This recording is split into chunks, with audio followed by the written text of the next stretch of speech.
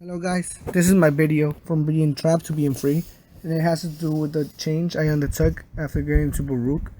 In my video we're gonna see the journey that I always do from home to Baruch.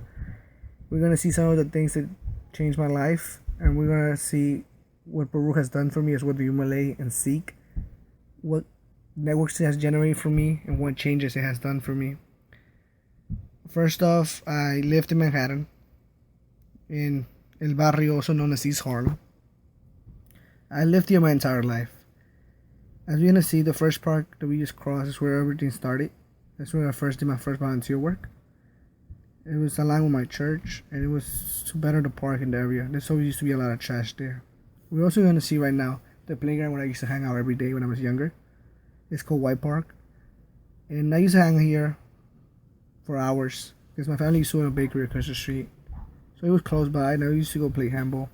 But even if I had a lot of friends back then, and I played a lot, I was always a timid guy.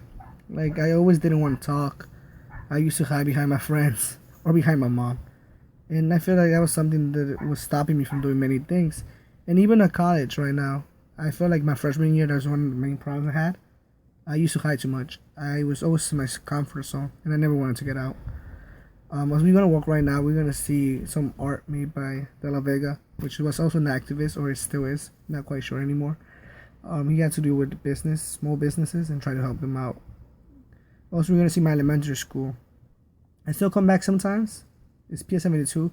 I come back sometimes, like I said, to help out kids to play soccer. I just wanna help them do something positive in their life, even if they don't really like soccer. It's a way to keep them out of the streets, and I feel that's great. Especially since I grew up, and back then there wasn't much like that.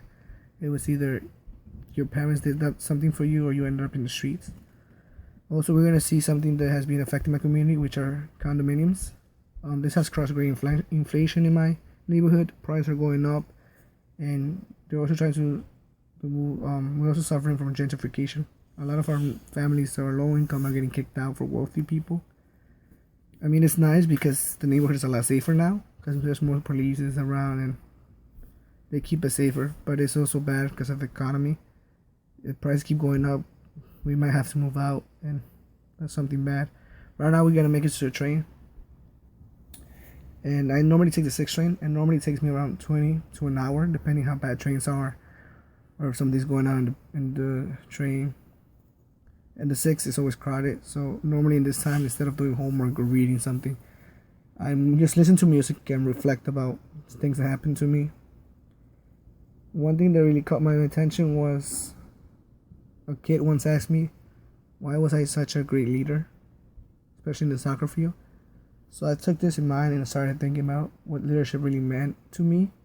And I came to the point to say that leadership, to me, is a characteristic made of other characteristics. I have, I think, 5 characteristics which describe leadership to me, which are determination, being a good listener, being a good team player, being versatile and have adaptability, being able to move from something to other without having a problem or showing that you have a problem. Also, something that makes a leader is probably the ability of being a leader itself, having that charisma or that power to actually tell people what to do and being able to work anything out to make the team actually work well. That's something that I feel like I have mastered, especially since playing soccer. Since you have to deal with team players not liking each other or not even liking you. But I feel like being a team player has to do with you being able to work things out with your teammates. So everything works out smoothly. Trying to listen to them and trying to make changes based on what they say to you.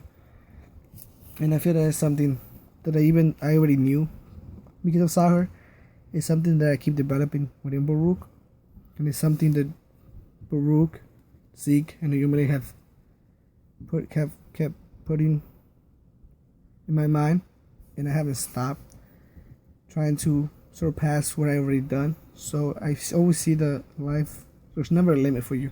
As long as you think you can do it, you would do it better. And if you limit yourself, that's only bad for you. So now back to the little journey. So I finally got to around 28th Street. That's where I get off sometimes, depending when I get off in the train. Sometimes I get off in 24th. It just depends where I catch the train. And this time I missed it, but I was too lazy to go back to the rear of the train, so I just got up in the front of the train and got off in 28.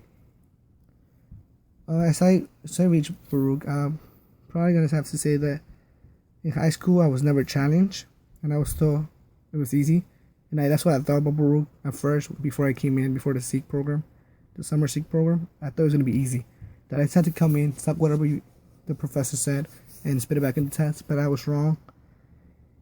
And I do regret doing that my freshman year. I guess I didn't learn my lesson after the first 6 weeks. I still did it and didn't really put time into it. But after the freshman year passed, I noticed that in order to be at college, you need commitment. You have to know why you're doing it, why you're here, and you have to do it. You just can't be like, well, I'll do it eventually. And also, you need time. You have to put too much time into it.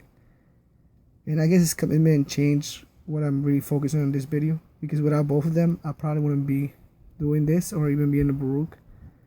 And of course, apart from those two, I think one of the things that really helped me out was Starbucks. Starbucks has helped me out through most of my classes, especially in the morning. Especially when I feel like I don't want to be in class, even if I slept well. Some classes make me sleepy. So Starbucks has always been there for me. It has helped me stay awake during classes or give me that extra little energy that I need. But now going back to what college has done for me, it has changed me a lot.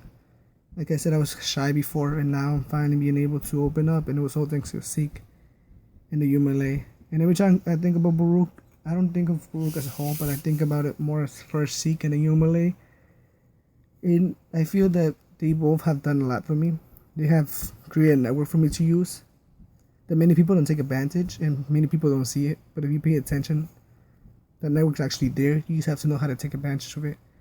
And I feel that's what I've done at the end of my freshman year and the beginning of my sophomore year now. If it wasn't for SEEK or the UMLA, I wouldn't have done many of the professional development programs that I have done, and I probably would have the opportunities I have now. I'm gonna do a little video after I show my cohort of like metaphor, like showing how it's connected. But this is my cohort. Without them, many of the things that I've done now I probably wouldn't have been able to. They're always there to me. They're always there for me. They support me, and they always try to help me in whatever way they can. So this is the video I was talking about. I tried to show the SEEK office, but it was closed. I came in too early, I guess. And so I connected to the Star Career Development Center, because thanks to some of the guys in the UMLA, I was able to get this opportunity of joining a program called Passport Partnership, which is used for accountants. To be more exact, it was because Mitch told me about it. And I guess that's what the UMLA is good about, something good about it. It's the upperclassmen are always there to help us. And I feel like we should do the same for the freshmen and the more members are to come and to come to our program. So through Passport Partnership, I've been able to accomplish a lot. I've grown a lot. I've learned a lot about accounting, which is what my major is. And without them, I wouldn't be able to do much. I even have an externship now. Baruch has also led me to be in SEEK and UMLA, which has also led me to get a job at the Welcome Center. And I feel this is one of the things I enjoy right now the most, is working sometimes with them. I give tours, and it's really fun. They're really relaxed people, and it really helps me relax when I'm stressed during school time that I can't go and play soccer. This is a picture of some of the workers. Not everybody was able to show up that day, but like I said, they're really fun. I really enjoy my time being there. I met really cool people there, and I've made more friends, and I have enlarged my network. And it's really something that, if it wasn't for SEEK and the UMLA, I wouldn't been able to done this, and I would have never met these people. SEEK has also led me to now join, well, in the spring semester, my spring of my freshman year, join Streetwise, which is where it all started for me for career development, of course, apart from UMLA and the workshops. Here I learned how to write a resume, I learned how to write a cover letter, I learned how to present myself, how to write proper emails, and I was able to go to places that I've never thought I would be in, especially since a young kid. I didn't think I was going to do business, and being inside a building at Barclays headquarters and just being able to meet people who work there, to get their feedback, it's just a great experience for me. And I'm always going to be thankful to the UMLA and SEEK for doing this. This is one of the buildings where I worked at before. what I did was just, work with professionals. They give me feedback of how I did and better it. But all of this is all thanks to my motivation, which is my family. Here's a video of the rest of my family: my little brother, my older brother, my sister, which is in the background, and my uncle. I feel like seeing them what makes me keep going. Here's a picture of me and my mom. My mom is my role model. If it wasn't for her, I would have been nowhere. I probably wouldn't have joined Baruch. I don't know what I've been doing right now in my life if it wasn't for her. She gives me the extra strength. Here's my puppy, and this is one of the things that does like release my stress. It's just play around with her. Really energetic. Small but energetic. It could be some trouble taking care of her sometimes.